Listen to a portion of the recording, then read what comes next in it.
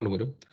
Y entonces acá para poder entender entonces el trasfondo de lo que estamos viendo, eh, primero hay que recordar el contexto en el cual se desarrollaba la economía hace 100 años atrás en Chile, si uno quiere, incluso un poco después, incluso 70 años atrás, yo creo que todavía era así, o en gran parte en general. En el mundo en general, en el mundo desarrollado, sobre todo, bueno, 100, 150 años atrás, 200 años atrás, ahí pasaba que en general las necesidades de las personas las satisfacían dentro del grupo familiar. Entonces ahí, ¿cierto? Había una familia donde la mamá hacía un montón de cosas, ¿cierto?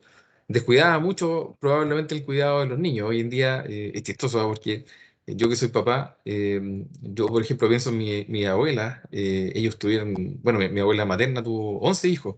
De ahí 6 sobrevivieron, algunos murieron chicos, otros en el nacimiento. Y mi abuela paterna tuvo 8 y igualmente quedaron 4 vivos, ¿ya? Ahora de hecho, bueno, me quedan menos tíos, de hecho, por lado y lado. Pero, claro, con toda esa cantidad de hijos se la arreglaban, hacían un montón de cosas, o hacían pan, ¿cierto? Hacían, no sé, mi abuela paterna le hacía prácticamente todos los trajes a mi papá, a su hermano. Ella compraba tela y sabía, en el fondo, elaborar trajes.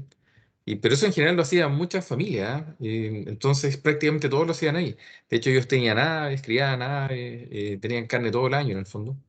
No sé cómo lo hacían, en el fondo mi abuelita con un sitio no tan grande, llegó a tener, mi papá me contaba que tenían como 100 pollos, entre 100 pollos y 50 patos, no sé, era una cantidad gigante de aves que criaban y tenían huevos todo el año, entonces se autoabastecían. Y en general lo hacían como lo hacían los campesinos. Pues, de hecho, mis abuelitos venían de zonas rurales del sur de Chile, ¿ya?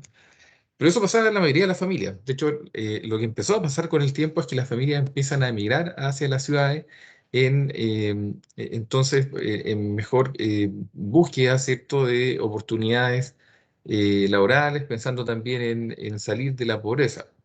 Ahí hay documentales al respecto que ustedes podrían ver, por ejemplo, de que en algún momento en el mundo como que empezó a verse muy mal la pobreza en términos de no tener tantos bienes.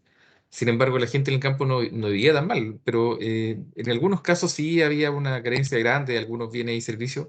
En otros lados no era tan así, pero como que hubo una tendencia mundial de irse a vivir a la ciudad ya en mejor búsqueda de ingresos, como les decía, pero habría que ver si en realidad la calidad de vida en el fondo de todas esas familias fue mejor o peor. Con los años uno podría hacer esa evaluación. En algunos casos fue mejor, en otras quizás no tanto, ¿ya? Pero ese era el contexto. Pero hoy en día, ¿cierto? En general es poco probable que en las casas de ustedes su mamá hagan pan, ¿cierto? Y hagan, bueno, lo hagan todos los días en el fondo, porque claramente lo pueden hacer seguramente el fin de semana o algún día que quieran disfrutar de eso, pero probablemente en el día a día no les alcanza para hacer eso, no hagan su propia ropa, ¿cierto? No fabriquen sus zapatos, etcétera. Y eso pasa justamente porque ha habido una especialización, ¿ya? Entonces nosotros hoy en día vivimos en una sociedad que está tremendamente especializada, ¿sí? Y eso lo vamos a ver a lo largo entonces de este tema. Entonces, en ese contexto, cada uno producía en general en la familia un montón de bienes que entonces servían para la vida diaria, pero hoy en día tenemos muchas más necesidades, ¿cierto? También el mismo comercio crea un montón de necesidades. La misma globalización hace que haya tendencias de un país a otro que se copian, ¿cierto? Ciertas tendencias mundiales, incluso desde las mismas series de televisión, etcétera. Hay un montón de influencia y la globalización permite eso. Permite también influencia cultural, ¿ya? Entonces, básicamente ese es el contexto. Entonces, ¿por qué yo les decía que me da risa? Porque hoy en día uno con uno o dos niños y casi no da abasto. Pero no da abasto porque antes claramente las mamás se preocupaban bastante más de las necesidades del hogar, ¿cierto? Muchas veces los hermanos más chicos ayudaban en la crianza, sobre todo cuando eran mujeres, les tocaba una tarea súper dura porque ahí normalmente les ayudaba bastante a la mamá en el fondo con la crianza de los otros hijos, pero hoy en día uno se preocupa mucho más de los niños, entonces las necesidades que tienen son múltiples y claramente uno pierde mucho tiempo con eso, o sea, con unos niños, créanme que ustedes se van a ver bastante superados probablemente. Van a requerir ayuda, ciertamente, más de alguno de ustedes va a tener obviamente alguien que les ayude, puede ser de la misma familia o alguien de afuera, pero el estilo de vida ha cambiado. Por eso también, bueno, todos sabemos, ¿cierto?, que la edad de la paternidad en general, cuando hay gente que es profesional, sobre todo, se va dilatando, porque la gente prioriza primero tener cierta posición económica, sobre todo a las mujeres les coarta harto la vida laboral, el hecho de ser padres. Entonces, todo eso va dilatando todos estos temas, ¿ya? Entonces, ese es el contexto básico como para que podamos entender esto. Y en este capítulo, entonces, vamos a tratar de ver cómo se da la instancia de un intercambio comercial justamente en un mercado, ¿ya? En el contexto, entonces, más completo, nosotros debiéramos además responder al precio al cual se transan los bienes y la cantidad que se va a transar. Pero eso no lo vamos a ver ahora porque vamos a ver un modelo más básico de trueque, ¿ya? De hecho, un modelo de trueque, pero obviamente en un escenario bastante ideal, ¿ya? Entonces, en ese contexto es que se da este ejemplo que está muy bien explicado en el MindQ, que es un caso muy básico donde vamos a asumir que en el mundo solamente hay dos personas, un campesino y un ganadero, y dos bienes que es la carne y las papas, ¿ya? Y obviamente para que el ejemplo funcione, tenemos que asumir que a ambos le gustan ambos bienes, ¿ya? Entonces, a ambos les gusta consumir papas y carne, ¿ya? Si eso no fuera así, entonces no es posible que se dé el trueque. ¿Por qué? Porque para que se dé el trueque debe existir algo que se llama doble coincidencia de deseos, ¿ya? Entonces, ¿qué implica eso? Eso implica que a la persona que va a realizar un intercambio tiene que interesarle obviamente lo que tiene la otra persona, ¿sí? Entonces, bueno, si solamente uno intercambiara las profesiones, ¿cierto? No sé, entre un profesor de matemáticas y un peluquero, por ejemplo, el profesor de matemáticas debiera estar dispuesto a recibir un corte de pelo, ¿cierto? Y a su vez, el peluquero debiera intercambiar eso por clases de matemáticas, ¿ya? Obviamente, si tienen otro bien más común, ¿cierto? Que es como típico de consumo alimenticio o lo que sea, claramente se puede dar un tipo de intercambio. Ahora bien, otra cuestión importante y también que dificulta el trueque es que además hay que ponerse de acuerdo en cuál es la tasa de intercambio. O sea, cuánto es lo que vamos a intercambiar de una cosa por otra. No necesariamente es uno es a uno, ¿ah? No necesariamente es un kilo de algo por un kilo de otra cosa. Entonces, por ejemplo, si dos personas quisieran intercambiar sal o azúcar, ¿qué creen ustedes? El intercambio sería uno a uno, ¿no? Un kilo por un kilo, ¿no? ¿Cómo lo De ven sal ahí? y azúcar, yo creo que sí, al menos. ¿Y cómo son los Digo, precios de no la sal sé, y el no azúcar? sé cómo funcionan, pero Claro, uno podría pensar un kilo, ¿cierto? Pero ¿cómo son los precios? ¿Qué es más caro, de hecho? el azúcar parece. El azúcar, ¿cierto? Más bien, basado en los precios, esto sería cercano a 2 kilos de sal por un kilo de azúcar. Si viéramos en el fondo que efectivamente la dificultad de producir, ¿cierto? Fuera justamente la que reflejan los precios, ¿ya? Entonces ahí seguramente tendría que ser esa tasa. Pero obviamente, como podemos mencionar, esto no es tan sencillo, ¿ah? Obviamente hay varias dificultades entre medio, ¿ya? Entonces, con todo ese contexto, te ha explicado, el ejemplo es el siguiente. Entonces, primero vamos a ver una instancia donde cada uno de los dos se la arregla por sí solos, ya cada uno de los dos entonces produce a ambos de sus bienes y después va a haber una instancia donde llegan a realizar un intercambio comercial, ¿ya? De hecho, básicamente el comercio que propone la economía, con los planteamientos de Adam Smith, de hecho, es básicamente lo que describe el mundo, sobre todo occidental, ¿ah? Occidental y también, bueno, en Medio Oriente, si me quiere, porque los mercados son súper antiguos, o sea, transacciones han habido desde muchos años, miles de años incluso, y en varios de estos ejemplos hay también transacciones que se dan con algún tipo de mecanismo que hace el papel del dinero, ¿cierto? Muchas veces fueron monedas, incluso otro tipo de utensilios que se usaron también en algunas culturas. Pero recordemos que Adam Smith decía que en general las personas, más que nada, buscan en la mano invisible del mercado, ¿cierto? Su propio bienestar, ¿ya? Y que en general no piensan en el resto, sino que piensan egoístamente, pero se da como un súper buen resultado, ¿cierto? Habiendo varios participantes en el mercado y se llega a un resultado deseable por la sociedad.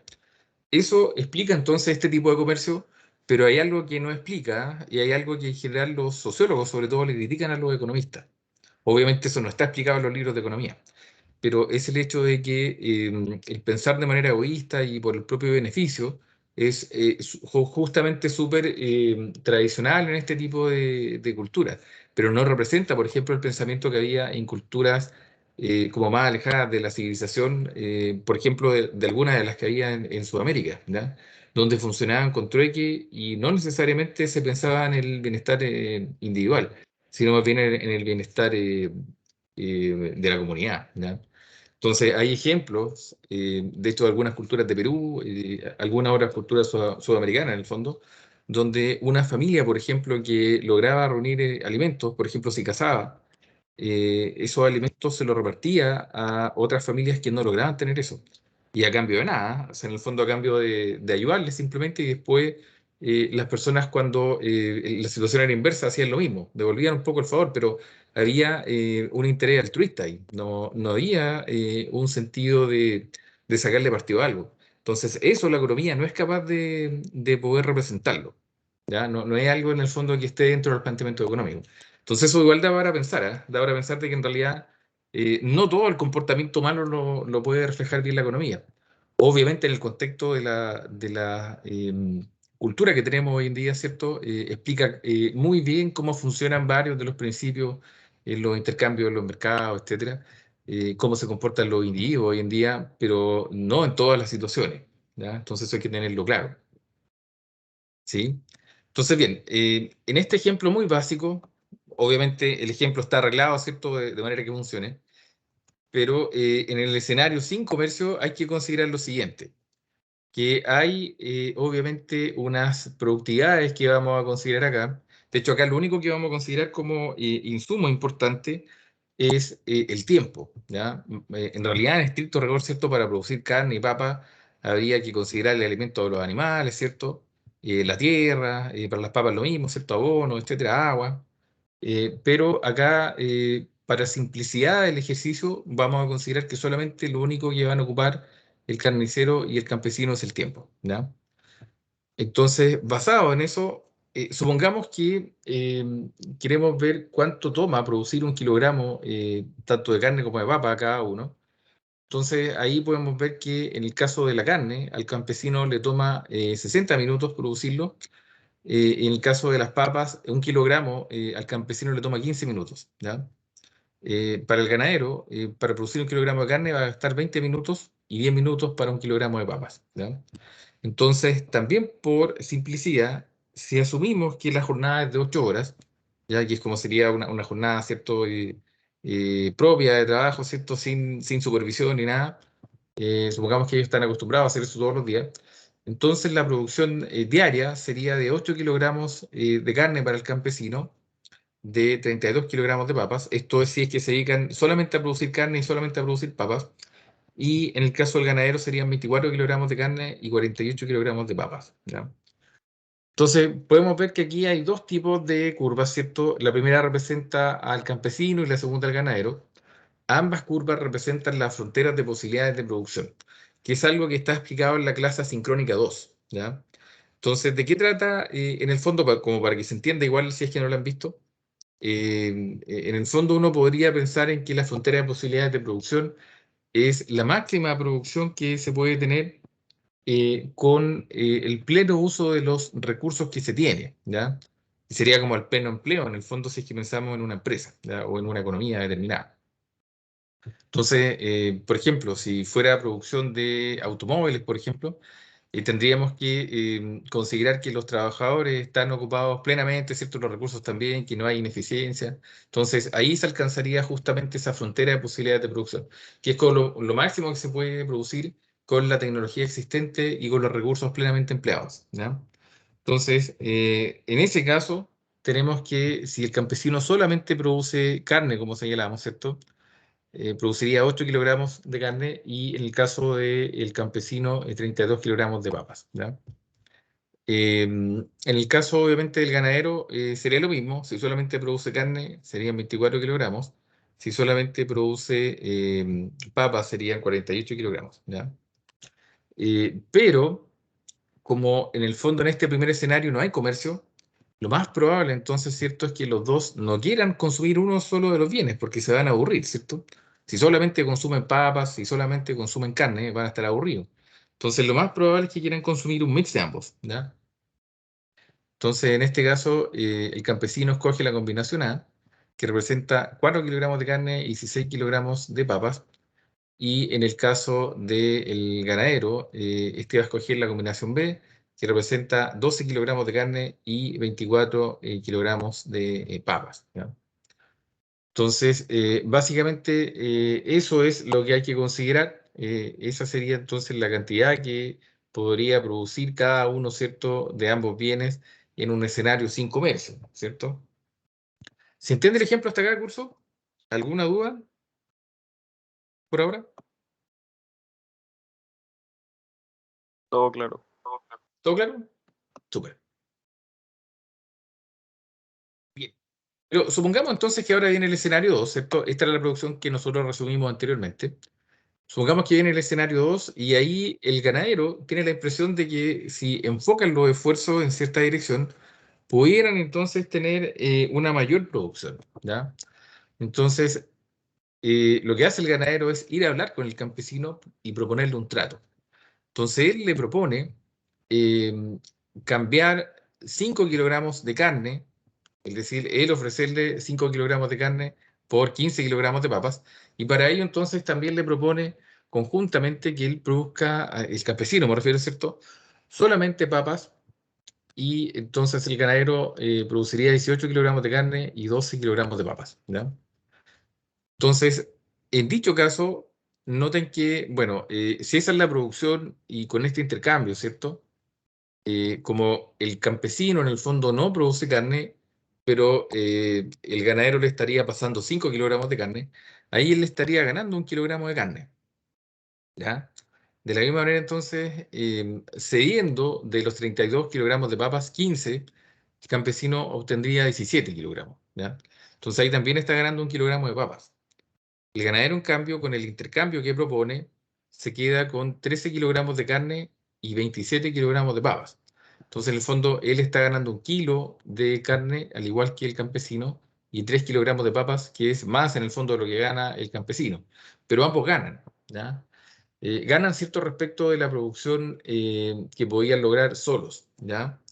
Y un poco de qué es lo que trata de explicar este ejemplo, de que haciendo algún tipo de producción focalizada en la especialización, es decir, en lo que cada uno es mejor para hacer, ¿cierto? Entonces ciertamente va a lograr un mejor resultado, ¿ya? Entonces, esto que es muy sencillo, de alguna manera representa entonces lo que logra el comercio en la instancia en la cual efectivamente, ¿cierto?, hayan instancias donde uno puede intercambiar un bien por otra cosa que quizás le cueste menos obtener, ¿ya? Entonces, en este caso, bueno, aquí están los desplazamientos, ¿cierto? El campesino se desplaza desde el punto A hasta la asterisco, ¿cierto? Gana 1 kilogramo de cada cosa. En el caso del ganadero, se desplaza de B a B asterisco. Y ahí está entonces la nueva situación. Noten que con ambas combinaciones ellos logran un resultado mejor que su frontera de posibilidades de producción, ¿ya? Porque efectivamente entonces ganan más de lo que podían hacer ellos solos, ¿sí? Entonces, eso es lo que uno podríamos, o lo que uno podría más bien concluir, ¿cierto?, del beneficio del comercio. Después vamos a hablar un poco más de la especialización, ¿ya? Pero hasta ahora, entonces, lo que uno puede notar es que, bueno, de acuerdo a las productividades, ¿cierto?, el campesino era efectivamente más rápido para poder producir los bienes, ¿cierto? Se demoraba menos más bien, el ganadero se demoraba menos que el campesino, ¿cierto? En ambos bienes. De hecho, a él le costaba un tercio, ¿cierto?, del tiempo en respecto del campesino producir carne y más o menos como 50% menos, ¿cierto?, de tiempo el producir papas, ¿ya? Entonces, como era más rápido, uno podría pensar que entonces el ganadero tenía una ventaja absoluta respecto del campesino. ¿De qué hablamos entonces cuando hablamos de ventaja absoluta? En este sentido, del hecho de pensar de quién tiene la mayor habilidad para producir usando menores cantidades de recursos, ¿ya? O insumos. Entonces, como dijimos inicialmente que el único insumo que íbamos a considerar era el tiempo, entonces ciertamente es cierto, el ganadero tiene una ventaja absoluta en ambos bienes respecto del campesino, ¿ya? Pero el pensar así no nos permitiría ver entonces en qué debiera enfocarse la producción de ellos, ¿ya? En qué debieran especializarse produciendo.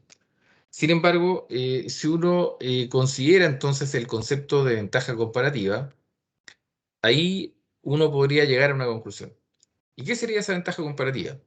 El hecho de pensar en el costo de oportunidad más bajo, ¿ya? Entonces, alguien tiene una ventaja comparativa respecto a otro, ¿cierto?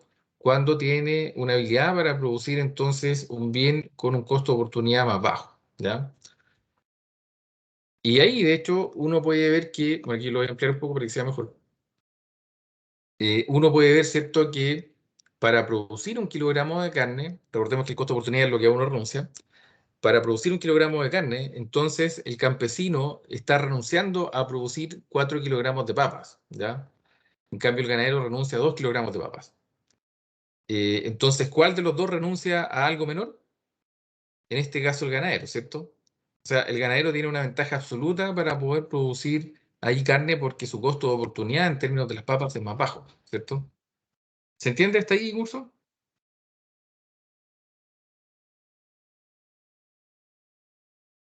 Sí, profe. ¿Sí? ¿Ninguna duda? ¿No? Ok. Bien, y en el caso de las papas, en este caso el campesino, su costo de oportunidad son un cuarto kilogramo de carne en base a la productividad que tiene, porque entonces él estaría renunciando a esa cantidad de carne al poder producir un kilogramo de papas, pero el ganadero renuncia a medio kilogramo de carne. Entonces ahí el que renuncia a una cantidad menor del otro insumo es el campesino, ¿cierto? Entonces el campesino ciertamente ahí tiene un costo de oportunidad más bajo.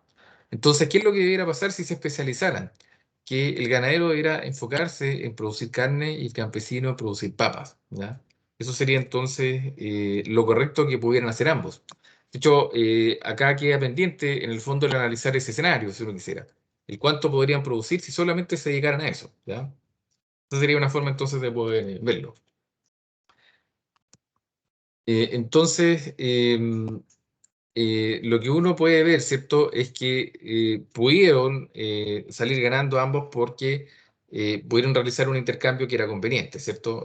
Porque habían algunos de ellos, ¿cierto?, que tenía ventajas para producir un bien respecto del otro.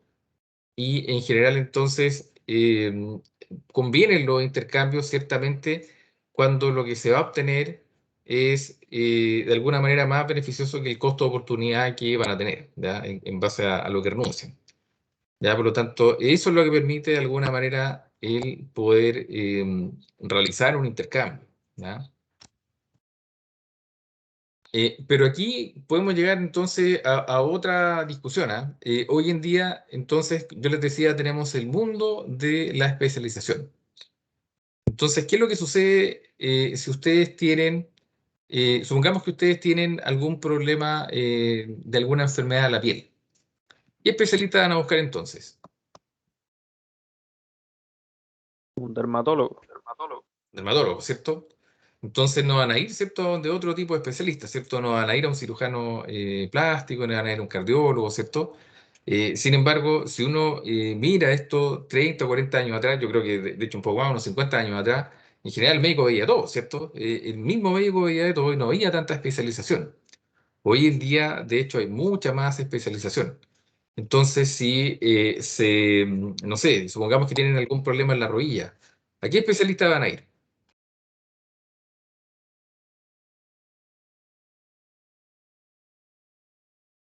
Basta que sea un traumatólogo, ¿no?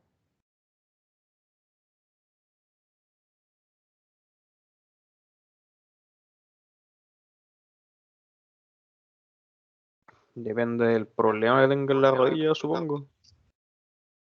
De hecho, el problema es ese, que en el fondo ahora como la especialización es tanta, ahora las especialidades se han subdividido muchas veces en ciertas partes del cuerpo. Entonces, por ejemplo, hay traumatólogos que son especialistas en rodilla, hay otros que son especialistas en manos, hay otros que son especialistas en columna. Entonces, ¿qué es lo que pasa? Que uno va a un traumatólogo, por ejemplo, de columna, y si va por un problema de rodilla, le va a decir, sí, mira, yo creo que esto y esto, pero igual te recomiendo ir con un traumatólogo de rodilla. ¿Ya? Ahora no se casan mucho con eso porque obviamente cada uno sabe mucho más de ciertos problemas, pero no de los otros. ¿Ya? Entonces, eso es un problema también, porque justamente en el caso de la salud, ¿qué es lo que pasa normalmente con estas especialidades que son justamente muy especializadas, que normalmente tienen horas muy escasas, ¿cierto?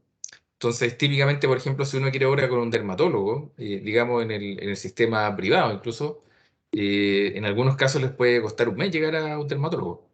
Y ahí claramente no van a poder soportar esa enfermedad un mes. O sea, supongamos que tienen algún problema complicado, ¿cierto? Eso, sobre todo una enfermedad de la piel, es súper invalidante, ¿no? Incluso un poco estético, ¿cierto? Es bastante complicado. ¿Ya? Entonces, claro, alguno por ahí va a tratar de acceder al médico que pueda en el tiempo que tiene, ¿cierto? Más de alguno va a ir a un médico general porque quizás no pudo conseguir hora ahora, pero ese médico general no va a poder resolver bien el problema. Y lo más probable es que le dé algún medicamento que quizás le ayude de manera muy escasa, ¿ya? Probablemente no resuelva mucho el problema. ¿Ya? Entonces, esa es una de las dificultades que hay con la extrema especialización. Es más, por ejemplo, en esta sección, ¿qué especialidades tenemos? Tenemos, por ejemplo, ingeniero biomédico, mecánico, no sé. ¿Podrían comentarme alguna especialidad de ustedes?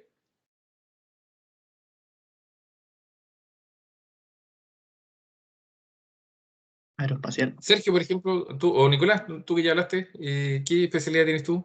Aeroespacial. Aeroespacial. Y todos los aeroespaciales saben de todo, ¿no? O de acuerdo a lo que tú has visto, se enfocan en ciertos nichos ahí. Yo diría que se enfoca harto así como en la dinámica, o sea, en cosas físicas. Y habrá algunos aeroespaciales que son más expertos quizás en tipo de... Aquí voy a especular, porque yo no sé mucho de aeroespacial, pero habrá algunos que quizás se dedica más a tipo de no sé, de aviones, por ejemplo, de comerciales, voy a inventar, comerciales, quizás otro que se dedica más a armas de guerra, no sé. Habrán sus especialidades de ellos, ¿no? De acuerdo a lo que tú Sí, sabes. sí, probablemente. Probablemente hay, ¿cierto? Entonces, ¿qué es lo que se van a dar cuenta ustedes con el tiempo? Que aunque salgan con el título, de hecho, es más, ustedes van a salir con un título y se dan cuenta que no saben nada, no son especialistas en nada en el fondo. Van a tener que aprender todos los rubros. Y obviamente si se cambian de rubro, van a partir de cero. ¿Mm? Entonces, ese es uno de los problemas de la sociedad en la cual vivimos, como les digo, donde hay mucha especialización. Y el problema es que a veces al especialista obviamente se le paga muy caro, ¿cierto? Porque mientras más sabe, es más difícil encontrar a alguien así y es más complicado reemplazarlo. De hecho, bueno, en mi caso, por ejemplo, que soy civil industrial, hay industriales que son expertos en banca, hay otros que son expertos en producción, hay otros que son expertos en salud, como yo, hay otros que son expertos en, no sé, voy a eh, mencionar otros rubros. Electricidad, por ejemplo, hay industriales que trabajan como en el rubro del mercado eléctrico, hay otros que trabajan en temas más asociados a servicios. Hay un montón de rubros distintos. Yo, por ejemplo, si me cambiara a la banca, de lo cual sé en el fondo lo que uno puede saber desde la economía, porque sé economía, pero no he trabajado en sí en banca, no conozco la terminología de la industria, que en general la maneja solamente la gente que trabaja en banca. Si yo me cambiara, ya probablemente mi renta bajaría bastante. ¿Por qué? Porque en el fondo partiría de cero, ¿cierto? No soy una persona que sabe de eso. En cambio, obviamente, si yo me muevo en salud, tengo harto más trecho recorrido. De hecho, partiría de cierta base que involucra una renta bastante mayor que al otro lado. ¿Ya? Lo mismo pasaría si alguna otra especialidad se cambiara de rubro. Salvo que se cambie en el fondo por su experiencia de jefatura, por ejemplo, si es que la han tenido, normalmente parten de más abajo. Y eso es uno de los temas entonces de partir de cero. ¿M? Eso tiene que ver entonces con la especialización. ¿Ya? Entonces hoy en día vivimos en un mundo sumamente especializado y de alguna manera entonces a las cosas en las que se dedican sus papás, por ejemplo, las que van a hacer ustedes, son cosas donde probablemente tienen ventajas, ¿cierto?, respecto a otro profesional o a otra persona porque tienen conocimiento de ese rubro. Eso va a pasar entonces cuando ustedes lleven un tiempo trabajando en cierto rubro, ¿ya?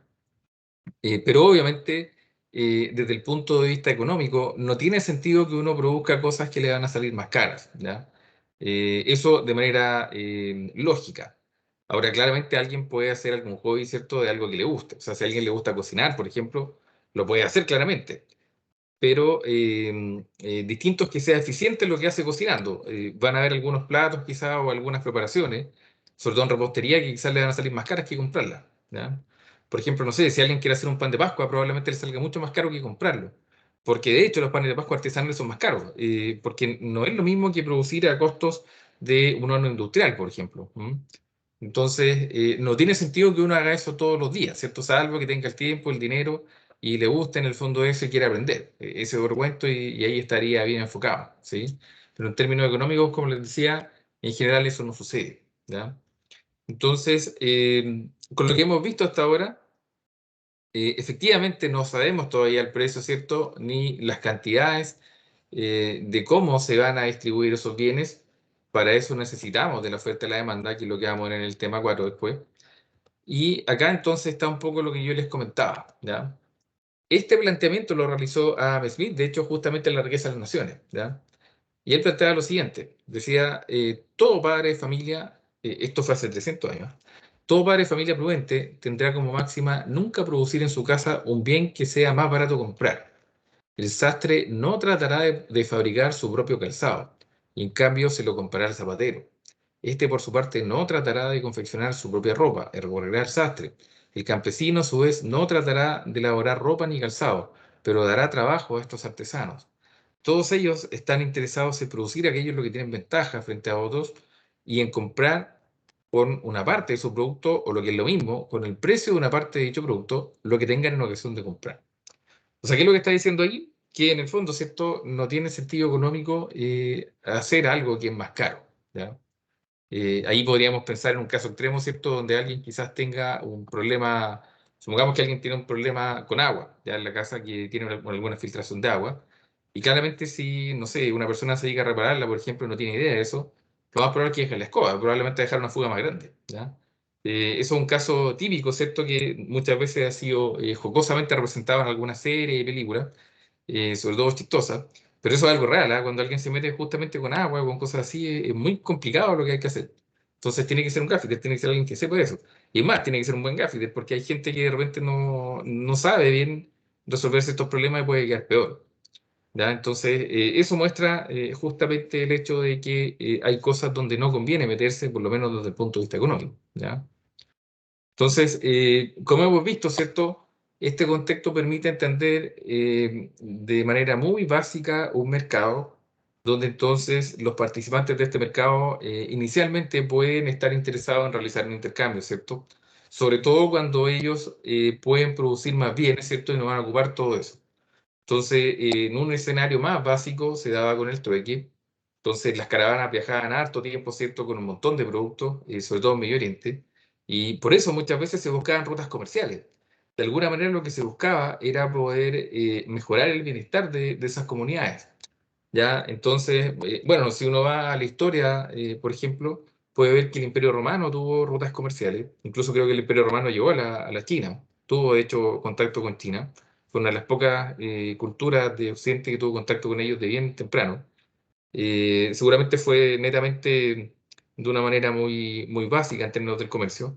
Y otros imperios buscaron lo mismo, ¿ah? Por ejemplo, el imperio mongol, que fue el imperio más grande de la historia en términos de extensión territorial, con todo lo bélico que fue, ellos buscaron o trataron de hacer formas de mantener el comercio, justamente porque permitía obtener otros bienes, ¿ya? Entonces venían bienes de Europa que obviamente no iban a conseguir ahí, cosas autóctonas, incluso frutas y verduras también que no iban a poder tener quizás de ahí, pero obviamente en ese tiempo no se podían traer de tan lejos, ¿cierto? Salvo que fueran semillas, porque obviamente se iban a echar a perder, ¿ya?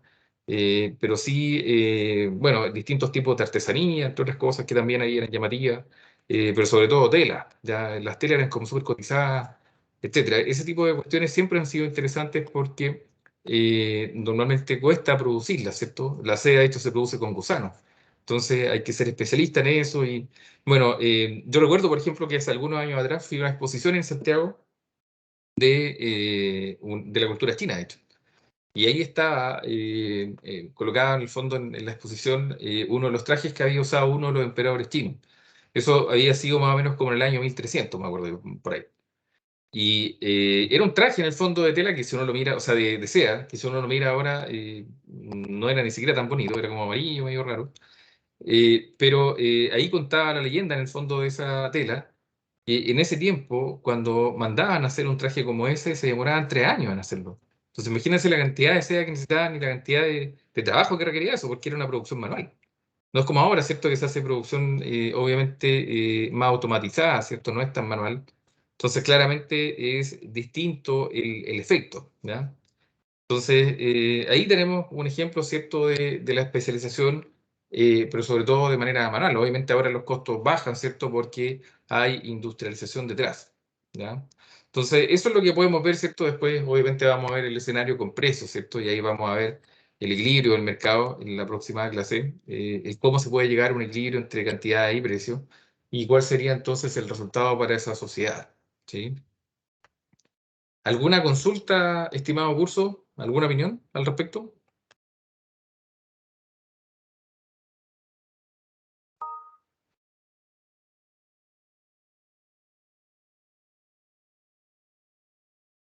¿No? ¿Ninguna? Bien, hasta acá en el fondo hemos visto cosas bien blandas todavía, ¿ya? Ya el tema 2 ve algunos modelos. Yo les recomiendo que vean esa clase porque vamos a hacer probablemente algunos ejercicios al comienzo de la otra. Y entonces requiero que puedan ver esa clase. Ejercicios muy básicos todavía, pero igual es necesario que vean esa clase.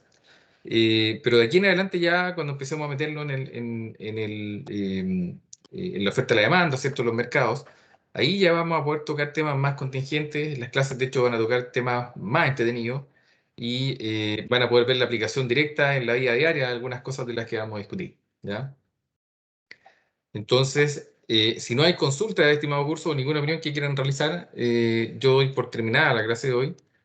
Y entonces les deseo que tengan una buena semana y nos estaríamos viendo el próximo lunes, ¿ya? Ah, todo esto, el viernes no hay práctica, ¿ya? Sería entonces para la próxima semana cuando iniciaríamos, ¿sí?